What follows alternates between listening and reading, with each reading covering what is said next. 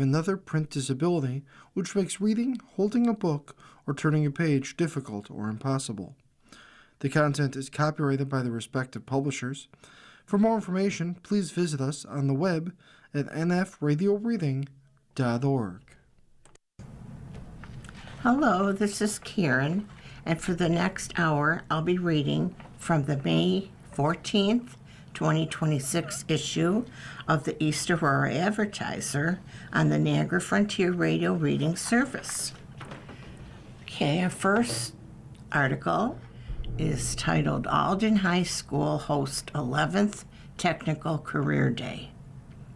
Students from 12 area high schools, along with students from Buffalo State University and Alden Middle School, attended the 11th Annual Technical Career Day on May 7th at Alden High School.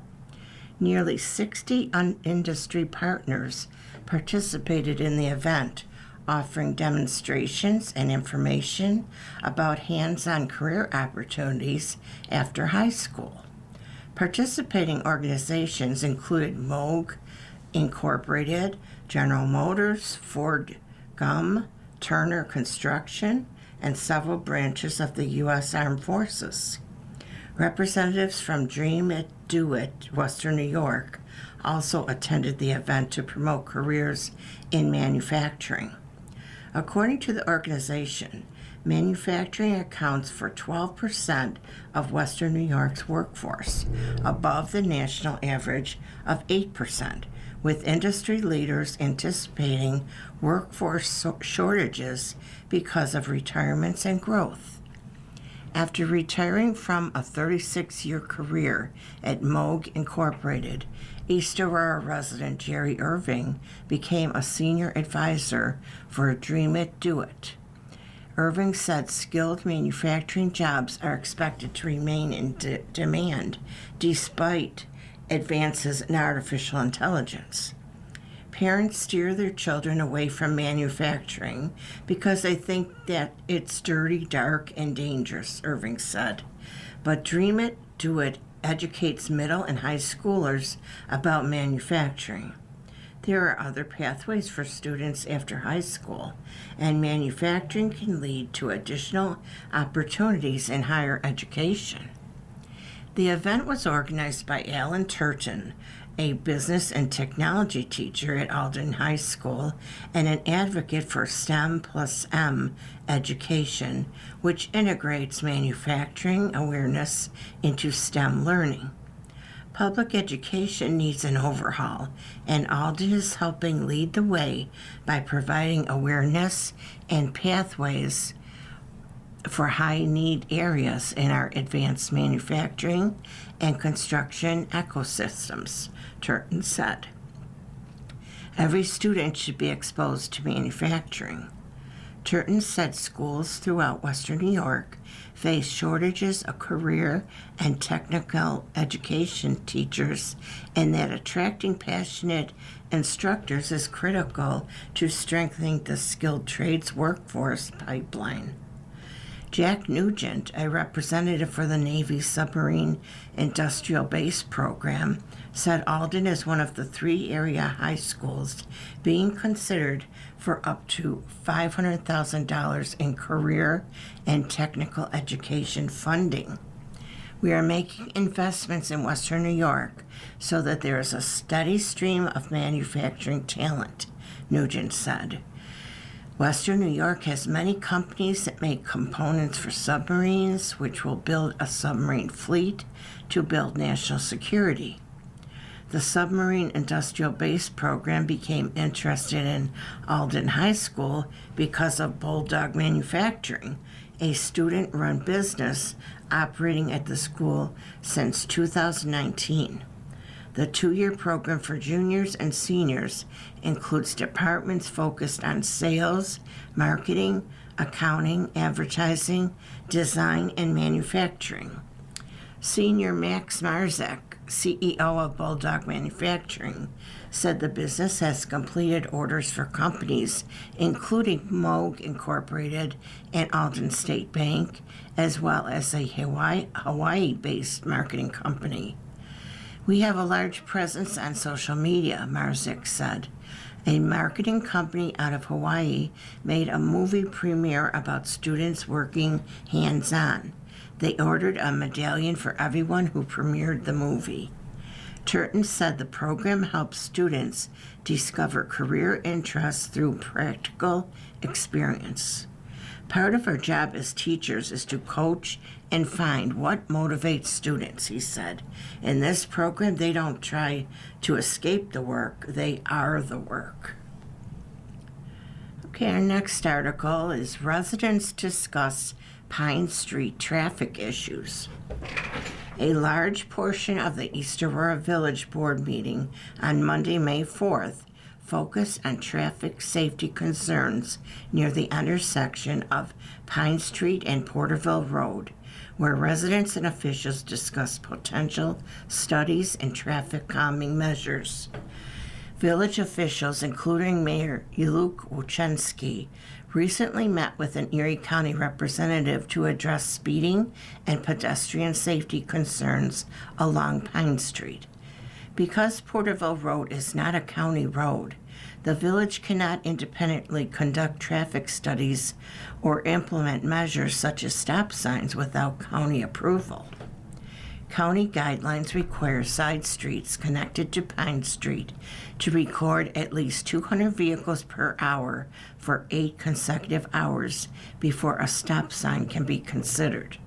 The village expects the intersection at Girard Avenue and Pine Street to become the focus of a future traffic study because it is considered the most likely to meet that threshold.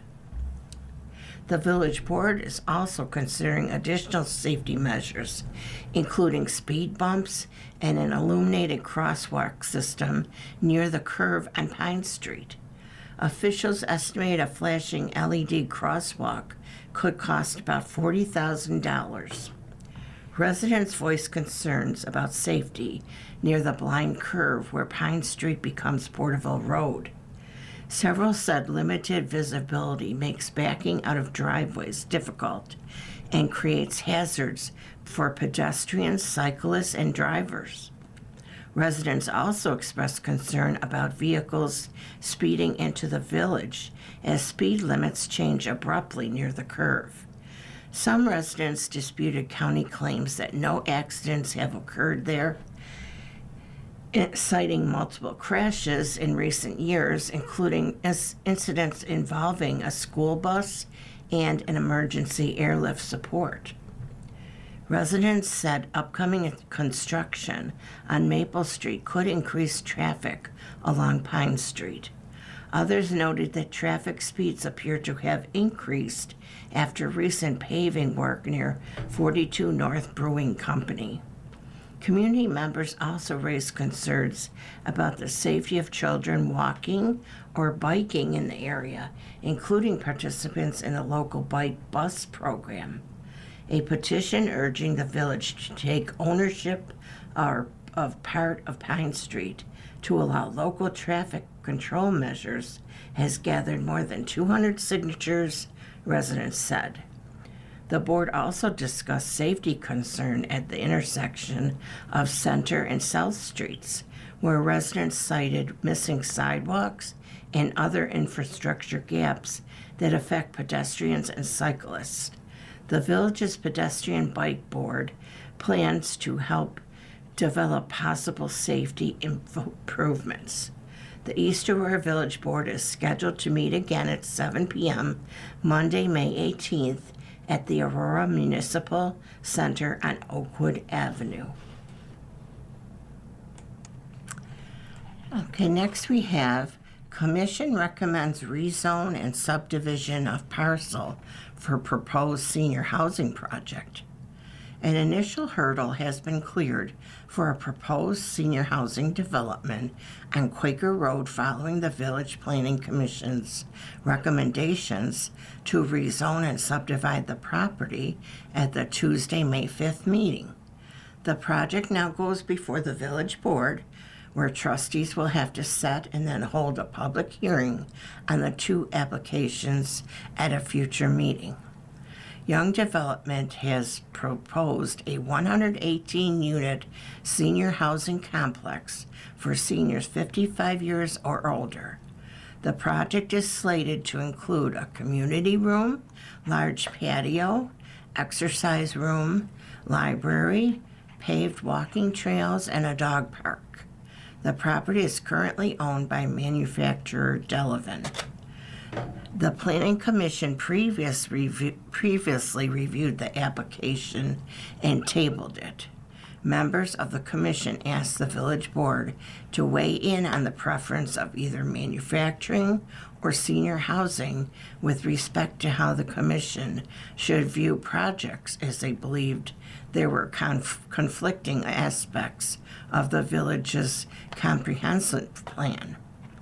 Following the March election, the board declined to give an opinion, with trustees and the mayor stating a preference to review the comprehensive plan as a whole and not individual parts. The argument. Attorney for the developer, Sean Hopkins, spoke in favor of the rezoning of the land proposed for the project from general manufacturing to general residential. Concerns had been raised by commission members at previous meetings as to whether this rezone would be considered spot zoning. Hopkins went through the criteria courts in New York State have used to determine a spot zoning designation. With respect to whether the rezoning only benefits a single owner, Hopkins provided a comprehensive market study prepared by Donald Griebner of Real Property Services, LLC, that was conducted in January. The study reviewed 10 senior housing complexes in the area and provided conclusions relating to the project, which included a projected occupancy rate of 95%, the area being underserved for newer market-level senior housing, and a piece of vacant land that is not generating substantial property values that, as a result of this project, would result in higher revenues. The project's infrastructure would be privately owned and maintained, and there would be minimal demand for educational services. With respect to whether the rezoning is incompatible with surrounding uses, a zoning map was provided detailing 39 parcels in the surrounding area and its zoning classifications. There is not a predominant land use category or predominant land use classification, Hopkins said.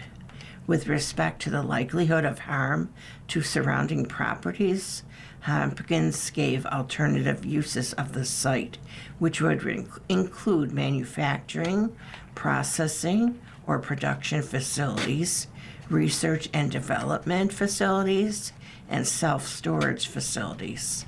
Hopkins acknowledged the current moratorium on self-storage facilities within the village. Hopkins said that those proposals could include more intrusive traffic, noise, and odor impacts in business operations than would result from the proposed project. With respect to the availability and suitability of other parcels for proposed senior housing, Hopkins stated that there are only 2 parcels in the village currently zoned general residential that have vacant land. Hopkins discussed the Girard Avenue property that the village purchased. Village board members had previously indicated they wanted to find a way to turn that property into affordable senior housing. The other property, located on Casanova Street, is approximately 4.75 acres in size, whereas Young Development's proposed project is on 12 acres of land. With respect to whether the requested rezoning represents a clear conflict with the comprehensive plan, Hopkins said that the project meets each of the goals and objectives of the over 20-year-old plan. Hopkins also said that the project is a non-traditional form of economic development as a result of private infrastructure contributing to the public tax roll. We're adding housing diversity to the village that doesn't currently exist by bringing these dedicated housing units, Hopkins said. Hannah commercial real estate broker Joe Deck, who was hired by Delavan to sell the property, also spoke in favor of the project. Deck said he had challenges finding an industrial developer for the property. Immediately upon the property going on the market, I was inundated with inquiries from multifamily developers throughout western New York, Deck said. Deck also said that he believes industrial tenants do not want to be located in villages. He reportedly reached out to the neighboring manufacturer Astronics Luminescent Systems Incorporated to see if they were interested in the property, to which he said they said no. The property also does not have direct access to Commercial Greenway, making it difficult to access for commercial traffic.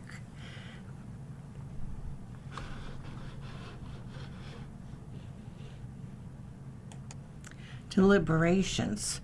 The commission first debated whether to consider the subdivision or rezoning application first. Commissioner member Alan Ott recommended addressing the rezone before the subdivision. If you subdivide without rezoning, you could end up with a self-storage facility, Commission member Daniel Castle said. Village Attorney Chris Trapp said that a condition to the approval for both applications could be specifically for the intended use of senior housing. Castle shared a map he created that showed ownership of village and town parcels. The map shows all of the undeveloped land with access to Commerce Greenway is owned by Astronics, which has indicated they want to keep ownership of those parcels. We can talk all day about wanting to promote more manufacturing there, Castle said. The property is not available. Castle also provided a map he created that showed the generalized zoning of both village and town parcels in the area. You can see that the area is in fact surrounded by residential zoning, Castle said. The map shows residential zoning to the north, east, and west. Properties to the south are zoned agricultural. Castle shared a final map he created that shows the New York State property class codes as of 2025. The surrounding properties are classified as a mixture of class codes, including single-family residential, multifamily residential, commercial, and industrial. The apartment complexes on Mill Road have a class code of commercial. Other young development properties have a class code of commercial. Commission Chair Randy West said that a commercial use such as an office park could be built on the proposed space. I don't believe that all of the options have necessarily been explored, West said. Deck said that in his commercial real estate experience, office parks in western New York have experienced greater vacancy.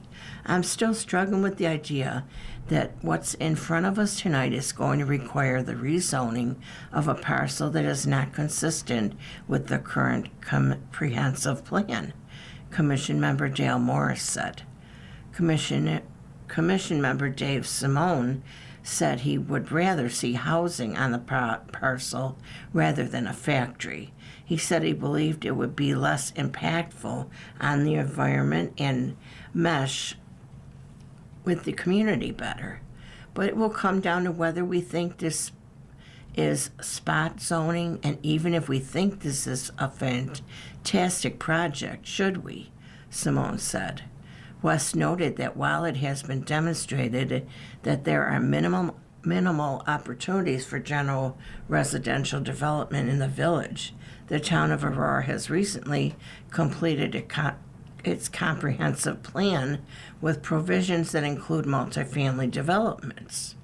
Planning and Conservation Chair Douglas Crowe said that a new comprehensive plan was looking to encourage denser housing south of the village, particularly on Center Street, up to East Aurora High School. This would include rezoning. We're really focused on that area because it has access to the sewer, Crow said. We think that's a prerequisite for denser residential in the town. Crow said there are not many lots available in the area of material size, and some lots, which might be larger, are at the very center of street blocks were unlikely to become available in the coming decade. There's really not anything available if, say, this developer or some other developer wanted to build a project in a town that can handle this where there's sewer, Crow said. Crow said that a long-term vision for Center Street was to make it more walkable. Commission members Jeffrey Hintz said that the project doesn't address affordable or workforce housing. Hintz asked if the developer was willing to accept a binding deed restriction to make it senior housing. Hopkins said that the developer would be willing to accept the restriction. Other properties Young Development owns are deed restricted. We would be okay with it being contingent upon the acquisition by the applicants, Hopkins said, and the condition that it be limited to 55 plus age restriction with a deed restriction. Trapp said the commission could also attach a reverter clause requiring the parcel's rezoning to revert to a general manufacturing if other conditions were not met. The commission went into executive session with Trapp for approximately 12 minutes and reported taking no action in the process. Findings. After a lengthy discussion, the Planning Commission developed the following unofficial findings. The proposed project is inconsistent with the comprehensive plan. However, the project is not inconsistent with adjacent land use. The applicant is going to accept legally binding restrictions, including a reversion clause. While the project benefits the applicant has demonstrated through a market study the need for market rates senior housing in the area. The applicant has proposed senior housing at market rate, not affordable or workforce housing, tied specifically to the rezoning. The parcel could be developed closer to the intended use as an office or medical park. However, an agent for API Delavan states that there is little demand for such uses. The town's recently completed comprehensive plan prioritizes general residential development in areas already serviced by sewers, but notes that there are few such areas in the town appropriate for development of this size. The applicant has demonstrated adequate downstream sewer capacity. The applicant has demonstrated that they believe there will be minor impact to the traffic on 20A. The project is consistent with the comprehensive plan in providing an increase in the type of housing offered in the village. The proposed project better addresses the current needs of the village than does the existing zoning map. 3 conditions were developed. The rezoning is for senior housing for people 55 years and older. The conditions are included in the deed restriction, and the property would revert to general manufacturing should the first 2 conditions not be met. Castle made the motion to recommend the rezoning of the property based on the findings with conditions. Ott seconded the motion. This is a tough vote because I have not been a fan of this project. It seems arbitrary, West said. West voted no. All other members voted in favor of the rezoning of the parcel. Minor subdivision. In addition, a minor subdivision application was discussed regarding the subdivision of the 15-acre parcel into 2, a 12-acre parcel and a 3-acre parcel. The criteria for minor subdivision approval includes mapping required setbacks, existing water and sewer mains, existing natural features, proposed improvements, parking and paved areas, and existing structures on adjacent properties. The Commission found that the applicant provided all the necessary information required by the code. The same conditions attached to the recommendation of the rezoning application were attached to the minor subdivision application. Simone said that creation of more than 100 units in the subdivision of a parcel violates the spirit of a minor subdivision. He said a review of the comprehensive plan should reclassify projects like these, taking into account the number of housing units. Castle motioned the recommendation and someone seconded. The recommendation was approved unanimously by the Commission. If the project rezone and subdivision are approved by the Village Board, a site plan and special use permit will also need to be reviewed by the Commission for recommendation. The Planning Commission is scheduled to meet again at 7 p.m. Tuesday, June 2nd at the Aurora Municipal Center at Oakwood Avenue. And you are listening to a reading of articles and features from the East Aurora Advertiser on the Niagara Frontier Radio Reading Service. Okay, next we have the Aurora Police Report. Incidents occurred at Gray Street Plaza. A suspected hit and run was reported in a Gray Street Plaza parking lot at 2 p.m. Friday, May 8th. According to the report, the 32-year-old female victim stated that she had parked her vehicle in the lot near the center and went to a business in the plaza where she is an employee. The victim stated as she was leaving her shift and approaching her vehicle, a 40-year-old female witness flagged her down to tell her that she had observed the victim's vehicle to be struck. The witness stated she had a photograph of the license plate of the vehicle that struck the victim's vehicle. The victim provided the information of the alleged striking vehicle. The victim's left rear fender and bumper was damaged. The witness was contacted stating she observed the alleged striking vehicle to be parked next to the victim's in the parking lot. The witness stated she observed the vehicle begin backing out of the parking space, then pause as it allegedly struck the victim's vehicle. The witness stated the vehicle continued to back up again before leaving the area.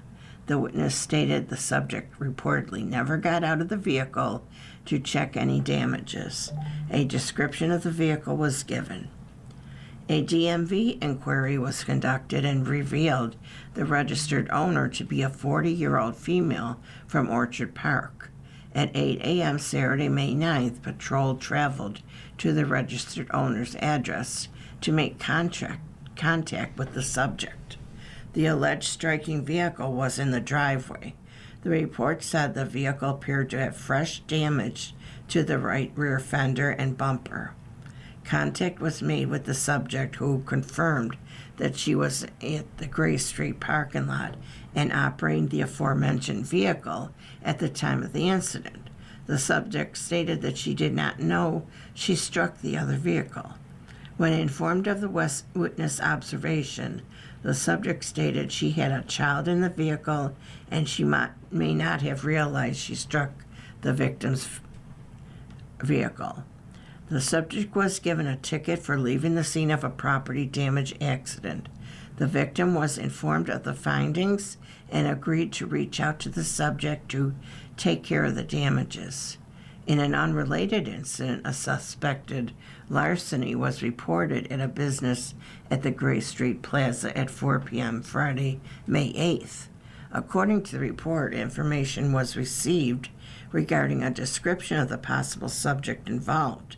The area was checked, and an individual outside of a nearby business stated that they had observed someone matching the description. Contact was made with a 13-year-old male subject who identified himself verbally and stated he took a portable phone charger without paying for it. The subject was escorted to the aforementioned business. An employee of the business stated she did not wish to pursue pursued charges at this time, but wanted the item returned and the subject to be advised that he is not allowed on the property. The subject returned the item to the employee. The subject was then made to call his mother, who was advised of the incident, came to the business to pick the subject up.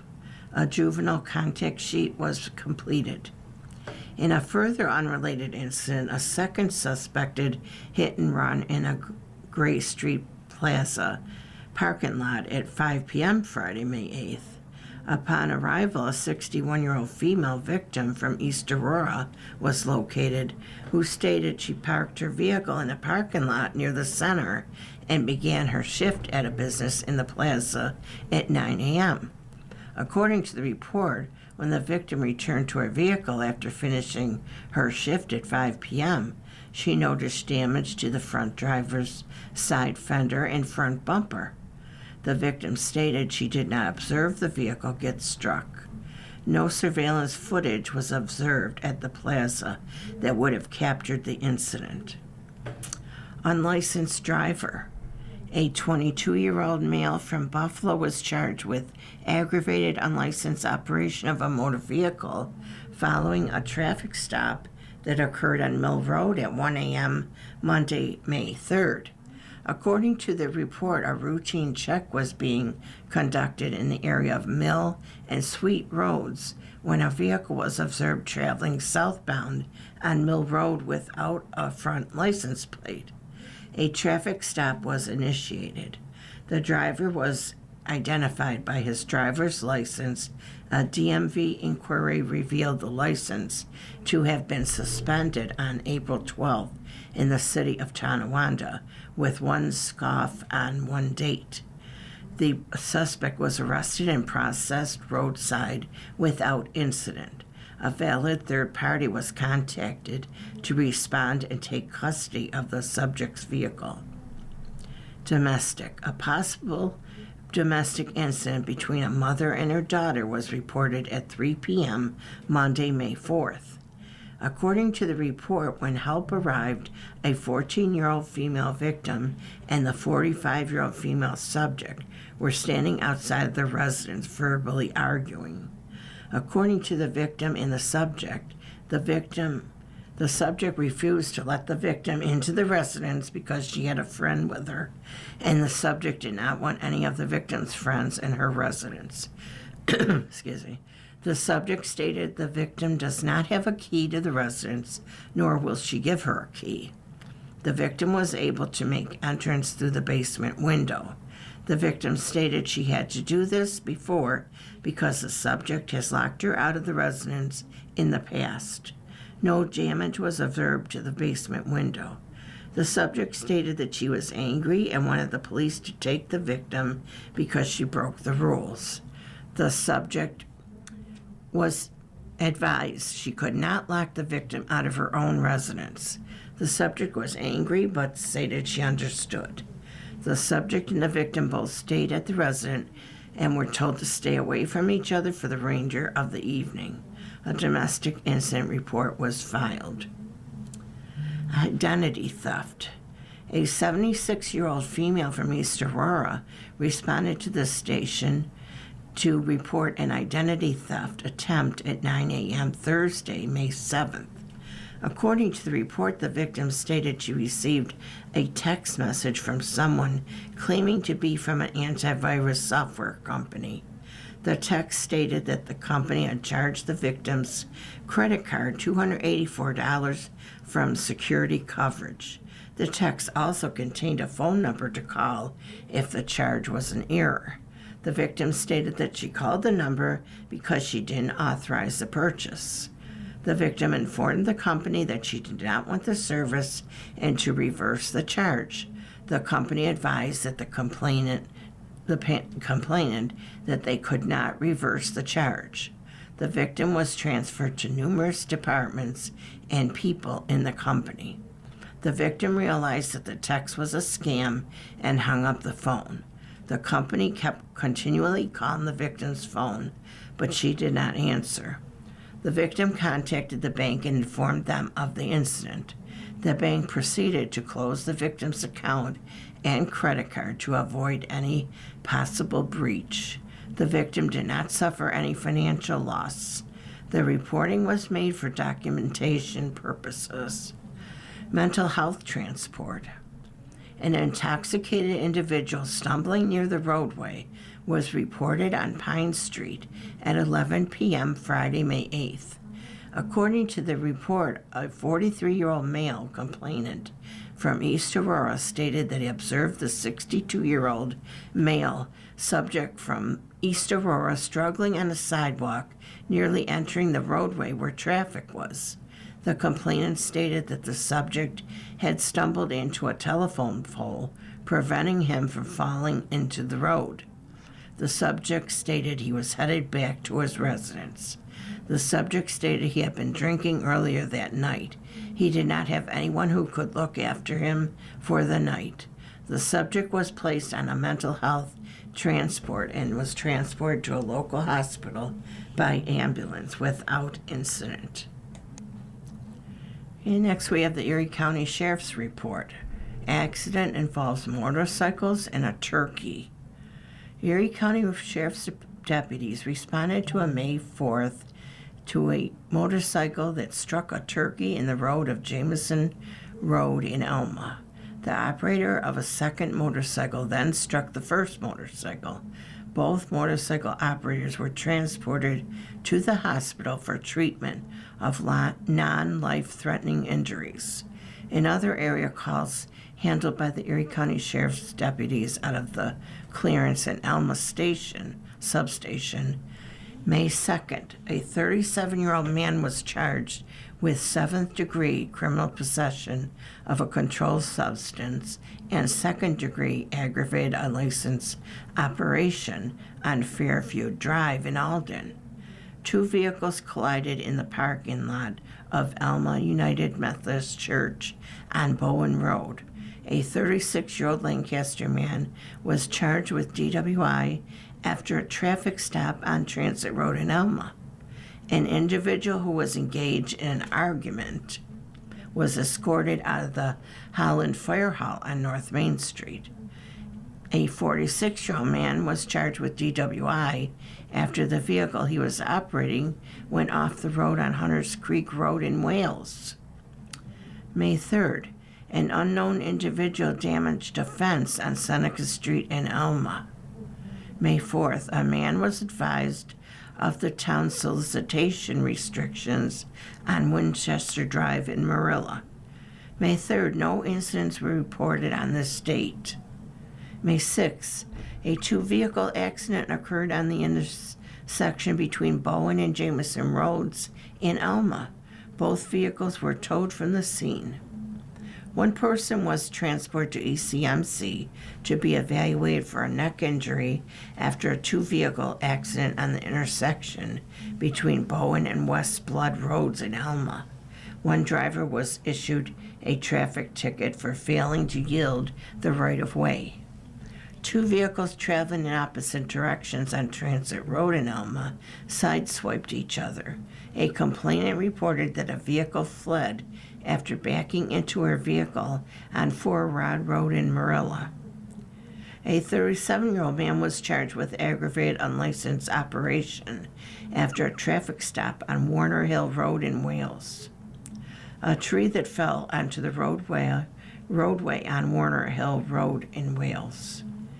May 7th, no incidents reported, and May 8th, no incidents were reported. And you are listening to a reading of articles and features from the East Aurora Advertiser on the Niagara Frontier Radio Reading Service. And next we have some other articles. Kiwanis Chicken Barbecue returns to Hamlin Park. The 70th Annual Kiwanis Chicken Barbecue will be held at Hamlin Park on Wednesday, June 3rd from 3:30 p.m. until sold out. The dinners are $17 pre-sale and available the day of. Takeout and in-park dining is available. Dinners are being prepared by BW Smoke and Barrels Barbecue. They will include a half a chicken, coleslaw, chips, a roll in butter, water, and a chocolate cupcake. Proceeds from the event will benefit the work of the Kiwanis Club of East Aurora. Tickets are available at the Bank of Holland on Quaker Road, Bennett G. Filippo, Kurtzsalz, Whitmore, and Siebold, LLP on Main Street, the East Aurora Advertiser on Main Street, Larwood Pharmacy at the Oakwood Plaza, M&T Bank of Hamburg Street, Ron Jewelers on Main Street, and Reed's Liquors at the Circle. Tickets can also be purchased by contacting any member of the East Aurora Kiwanis Club or online at givebutter.com/70th Annual Kiwanis Chicken Barbecue, CSC 1BH. Alden Farmers Market opens June 1st with Classic Car Parade. The Alden Chamber of Commerce will kick off the 24th season of the Alden Farmers Market on Monday, June 1st, with a Classic Car Parade, live music, and food vendors at the Alden's Town Park. The market and car show will run from 4 to 7:30 p.m. at the park on West Main Street. Local band Boys of Summers will perform from 5 to 7 p.m. Organizers said attendees are encouraged to bring lawn chairs and enjoy the food from the concession stand. Classic car owners are invited to participate in the police-escorted parade, which will begin lining up at 4 p.m. at Town Line Lutheran Church on Town Line Road at Broadway. The route will travel east on Broadway to Crittenden Road before proceeding down Park Street into the town park. The Chamber of Commerce will sell hot dogs, hamburgers, grilled chicken, mild Italian sausage with peppers and onions, chips, and beverages near the Senior Center concession stand. Organizers said the market features produce, plants, meats, and specialty vendors, including several new sellers added since the market relocated to the town park 2 years ago. Crafters and specialty vendors interested in participating can contact the Chamber at 716-937-6177. Businesses interested in sponsoring summer events may also contact the organization. Additional information about the farmers market, car show, and other chamber activities is available through the Alden Chamber of Commerce website and the organization's Facebook page. Okay, next we have ACE's trash mob hits the streets.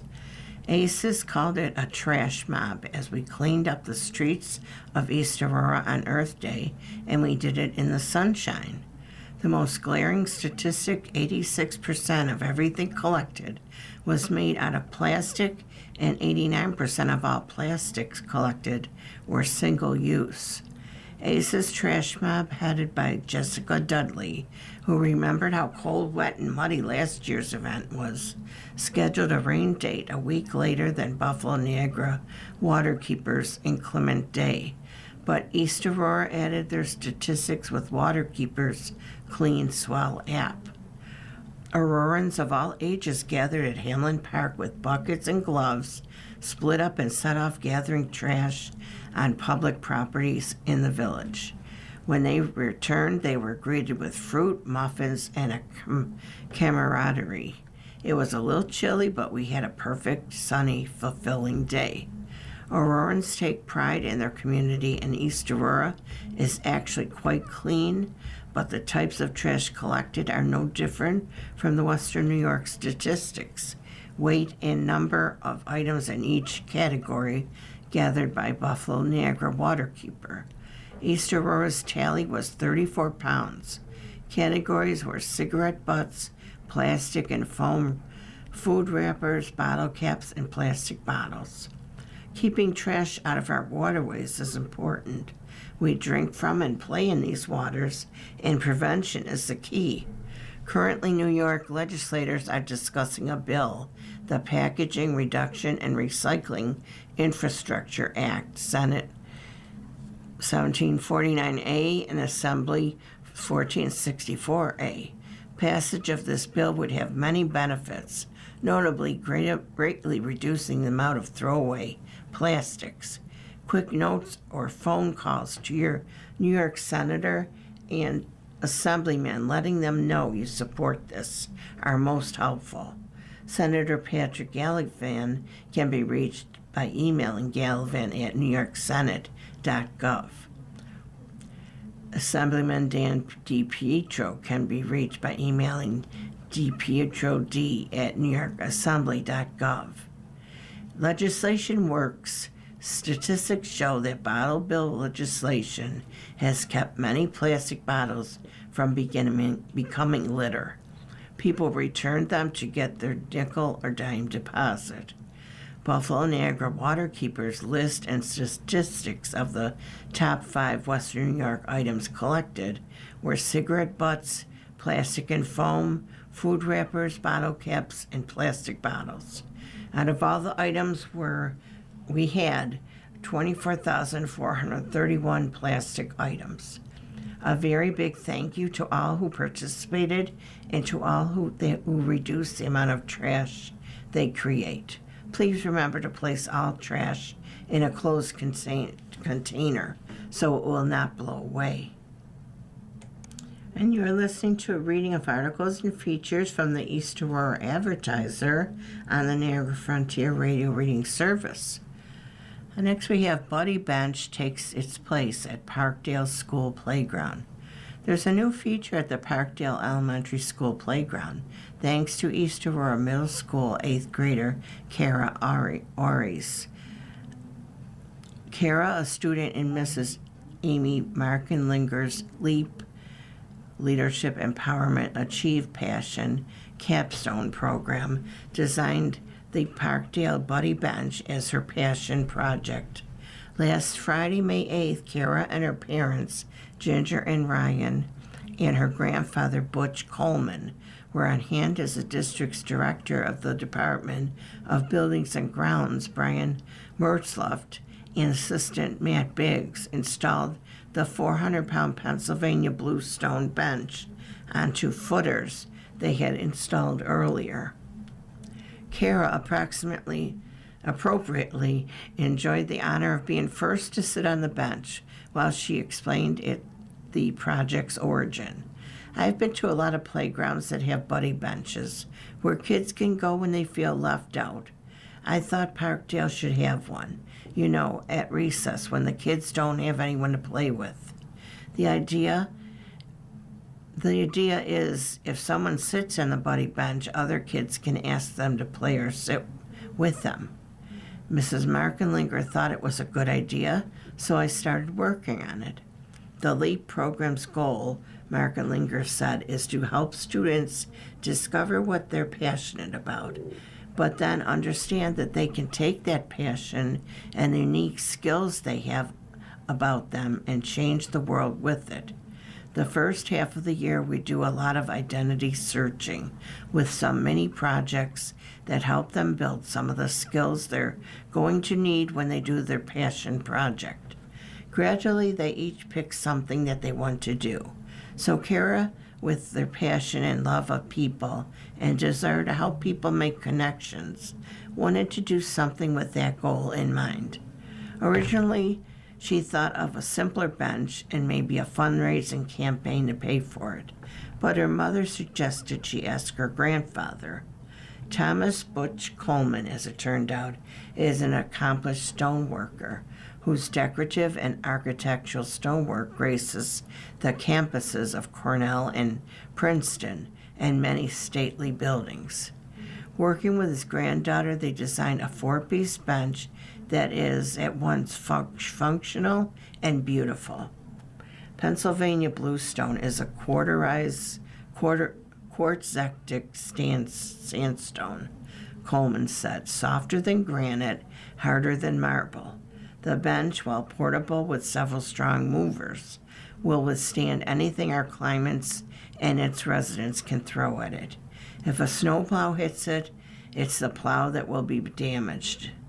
Kara's project involved several facets. She had to work on the design through the blueprint stage with some help from her grandfather. She also had to propose the project to Parkdale principal Tahani Padoja and enlist the help of the Department of Buildings and Grounds. Next week on Thursday during recess, Kara stated with remarkable confidence, "I'm going to come over and explain to students and teachers what a buddy bench is and how to use it, how they can go over to kids sitting on a bench to see if they need a buddy. And then I'm going to a staff meeting to explain to the teachers what the bench is and how it can be used." The range of passion projects among her 8th graders is fascinating, said Markelinger. One student is going to teach an international cooking class at the Boys and Girls Club, while another will teach a dance class at Parkdale. One student will demonstrate the importance of pollinators. Another will talk about sports and prevention and treatment of injuries.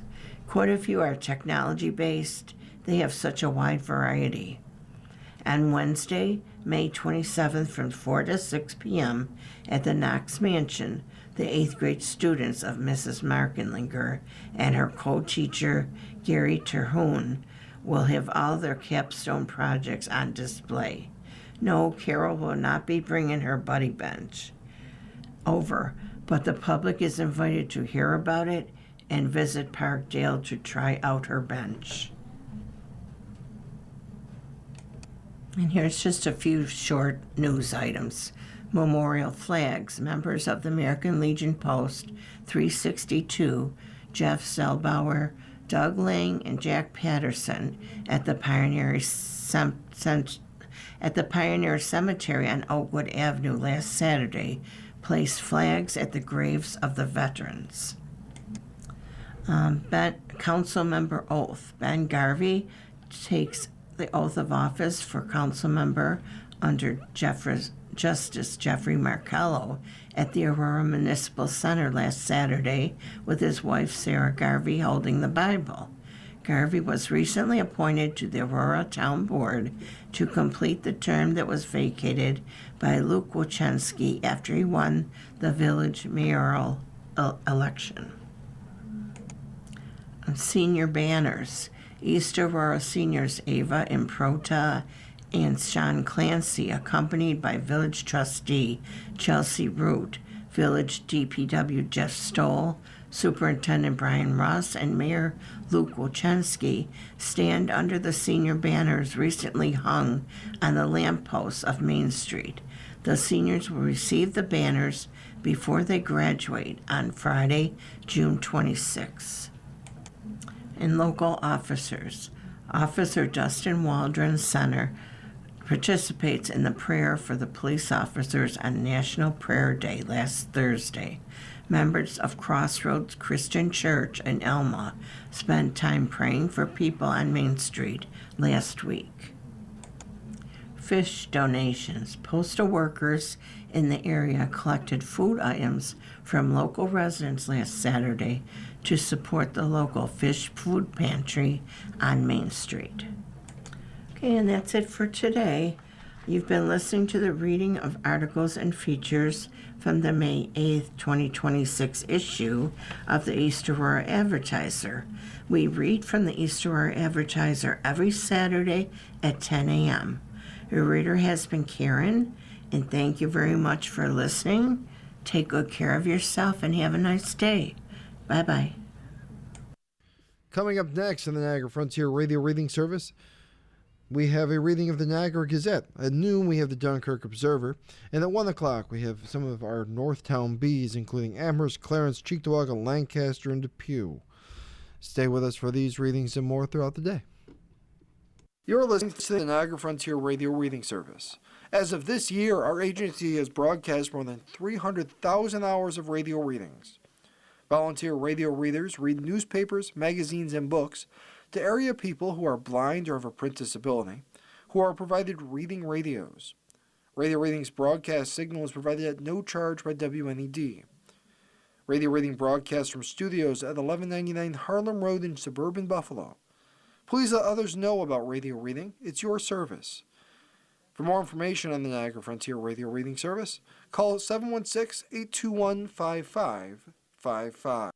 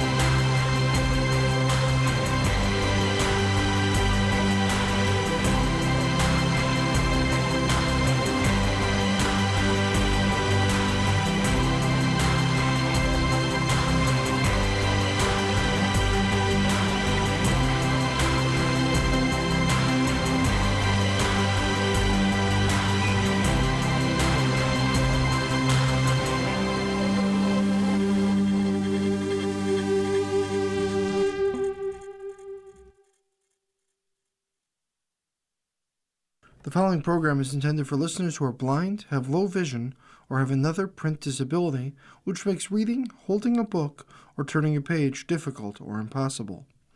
The content is copyrighted by the respective publishers. For more information, please visit us on the web at nfradioreading.org. Hello, this is Paul Denning, and for the next hour, I'll be reading from current issues of the Niagara Gazette on the Niagara Frontier Radio Reading Service. This is the issue from the 16th and 17th of the month. Lasting Impact. Plenty to celebrate as Niagara Charter School marks 20 years. This is written by Mark Shearer of the Gazette. Supporters of Niagara Charter School have had a lot of reasons to celebrate this year.